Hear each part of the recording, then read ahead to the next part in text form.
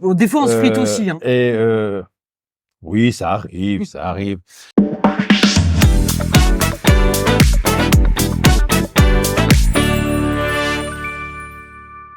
Qui êtes-vous? C'est qui commence? Vas-y. Alors, Antoine Prélo, ma sœur kinésithérapeute, maintenant on a validité, membre du syndicat 54 depuis Depuis super longtemps, 17 en fait, ou 18 ans. Non, mais là, il traîne. J'ai été ex-trésorier, j'ai un peu lâché le poste et je viens de le reprendre à la dernière AG. Voilà. Moi, je suis Sarah Crucière, aussi du 54, actuellement secrétaire générale du syndicat. Corinne Frisch, moi je suis présidente du syndicat 54 depuis un peu plus de 20 ans. Céline Marchal, nouvelle membre 54. J'ai été secrétaire générale et je laisse la jeunesse reprendre le volant. Donnez-nous chacun une bonne raison d'adhérer à la Fédé. Oh là, une bonne Alors moi, je raison. dirais la Fédé, ce que ça m'a apporté, c'est une famille. D'ailleurs, pour aller même plus loin, je vais bientôt fêter mon demi-siècle et beaucoup de la Fédé du 54 sont invités. Les autres, je les aurais bien invités, mais ils sont un peu loin. Mais voilà, pour moi, la Fédé, c'est une famille. C'est un groupe de collègues avec qui on passe d'excellents moments au niveau départemental ou même national. Bon, des fois, on se frite aussi. Hein. Oui, ça arrive, ça arrive. Et tant sur le plan échange professionnel que sur le plan vie de tous les jours. Moi, je suis venue au départ parce que il y avait des gens en local. Ouais, en local, des gens qui avaient de l'écoute. Et puis, c'est une bonne façon de se tenir au courant de ce qui se passe dans le métier, tout simplement, pour moi. Ben moi, les anciens m'ont pris au lasso dès que j'étais jeune diplômée, remplaçante. Et ben, du coup, j'ai continué. Et maintenant, ben, je fais l'intermédiaire. Je suis là un peu la maman, moi, de la famille. En fait, maintenant, la famille de Céline. C'est notre maman. Avez-vous déjà dormi sur une table de kiné? Ah, j'en connais qui ont fait des siestes, hein. Moi, je fais régulièrement des siestes, encore maintenant. Alors maintenant, je n'ai plus sur ma table parce que j'ai un tapis de shiatsu. Donc, je m'installe sur le tapis et je fais mon petit quart d'heure tous les jours. Moi, j'ai jamais essayé, je bouge de trop, donc c'est dangereux. J'ai pas eu non plus à faire l'expérience. Moi non plus. Je pense que c'est un peu dur, une table de kiné. Oh, ils en font des beaux maintenant. Quelles sont les deux plus grandes difficultés quand on est non-voyant et quand pour les accompagnants? C'est pour moi? Oui, apparemment. Ouais, les accompagnants ils diront après ce qui est difficile pour m'accompagner. Les grandes difficultés, ça dépend de la condition de la non-voyance. Si elle est subite en cours de carrière ou si elle est d'origine. Moi, j'étais malvoyant au départ. J'ai perdu la vue il y a 4 ans. Clairement, on a des écoles spécialisées non-voyants en France. Je crois qu'elles sont au nombre de 4 maintenant.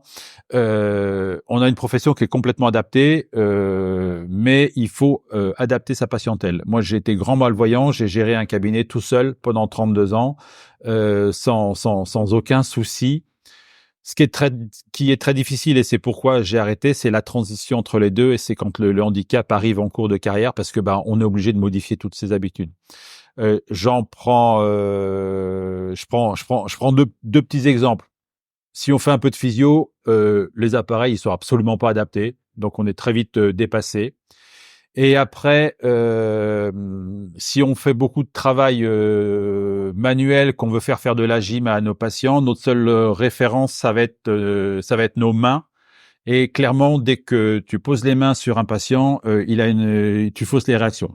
Donc c'est ça les gros problèmes. Après, dans tout ce qui est gestion d'un cabinet, les déplacements et autres, c'est pas trop compliqué. On y arrive, on s'en sort. De toute façon, on arrive bien à se déplacer dans la vie quotidienne.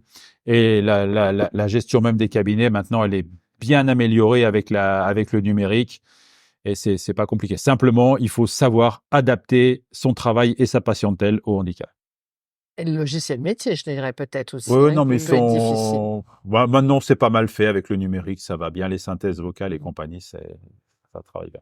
Alors, Maintenant, c'est peut-être à elles qu'elles ont plus de mal à m'accompagner. Et ça, c'est un autre problème, hein. alors moi, en tant qu'accompagnante, bon, on se voit pas tous les jours, donc c'est peut-être là la difficulté. D'ailleurs, c'est que on ne sait pas trop ce qu'on peut faire ou pas faire. Le but, c'est pas que Antoine soit dépendant, donc c'est de le laisser faire un maximum. Et des fois, inconsciemment, on intervient trop souvent Oui. sur son autonomie. Oui. Et bon, on s'entend assez bien pour qu'Antoine il me dise stop, c'est Ça bon, va, là je gère. Mais c'est pour moi la seule difficulté. Ouais, je dirais, on veut en faire trop des fois par bienveillance. Oui, le Et en curseur. fait, bah non, Antoine Mais- nous recadre en disant non, mais- non, je sais faire tout seul, laissez-moi. Ce qu'elle relève là, c'est donc là, c'est ce qui se passe vis-à-vis des membres du bureau, vis-à-vis de moi. Mais clairement, je pense qu'on peut rapporter ça à notre profession et à nos patients. C'est la représentation du handicap en général, et ça, c'est un de mes chevals de bataille maintenant depuis que je suis en cécité totale, c'est de dire attendez, attention, on est d'abord des personnes, des humains, avant d'être des handicapés, et il faut toujours voir le handicap en second plan. Laissez faire les gens. Je pense que 80% des handicapés veulent être autonomes avant de se faire aider.